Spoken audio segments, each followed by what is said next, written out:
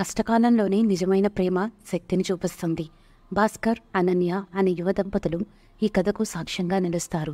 వారి ప్రేమ కథ, ఆ ప్రేమలోని ఉదాత్తత, బాధ్యత భావాన్ని వివరించే ఈ కథ ప్రతి ఒక్కరికి స్ఫూర్తినిచ్చేలా ఉంటుంది. భాస్కర్, అనన్య చిన్నప్పటి స్నేహితులు. ఒకే పాఠశాలలో చదువుకున్నారు. ఒకే ఊరిలో పెరిగారు. కాలం గడిచే కొద్దీ స్నేహం ప్రేమగా మారింది.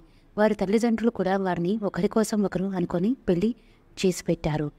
వీరి ప్రేమకు అందరూ ముచ్చటపడ్డారు. అనన్య, భాస్కర్ జ్ఞానాన్ని కలిసిన ప్రేమ కథ. అన్నీ బాగానే సాగుతున్నా ఒక్కసారిగా భాస్కర్ కష్టకాలంలో పడిపోయాడు. తన ఉద్యోగం పోయింది. అప్పటి వరకు సుఖంగా ఉన్న జీవితం ఒక్కసారిగా మారిపోయింది. భాస్కర్ ఎంత ప్రయత్నించినా కొత్త ఉద్యోగం దొరకలేదు. బతుకు భారంగా మారింది. ఈ సమయంలో అనన్య భాస్కర్కు ధైర్యం చెప్పింది. నీవు ఉన్నావు కదా, నాకు ఇంకేం కావాలి, మనం కలిసి ఈ కష్టాన్ని చెయ్యిద్దాం అని చెప్పి భాస్కర్ను ప్రోత్సహించింది. అనన్య తన హస్తకళలతో చిన్న వ్యాపారం మొదలుపెట్టింది.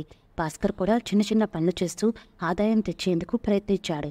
వీరి కష్టపడి పనిచేయాలన్న మనస్తత్వం, ఒకరినొకరు నమ్ముకోవడం, కలిసి కష్టాన్ని జయించాలన్న ఉద్దేశం వారి జీవితం మళ్ళీ సుఖంగా మారేలా చేసింది.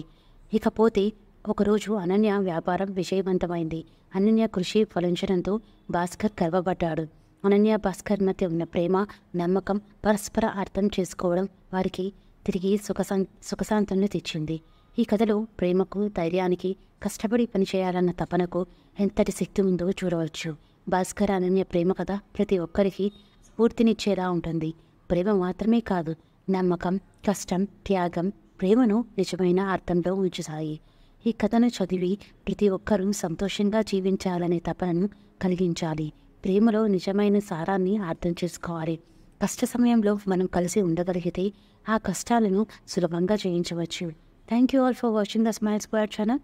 Please subscribe to smile square channel. Bye bye.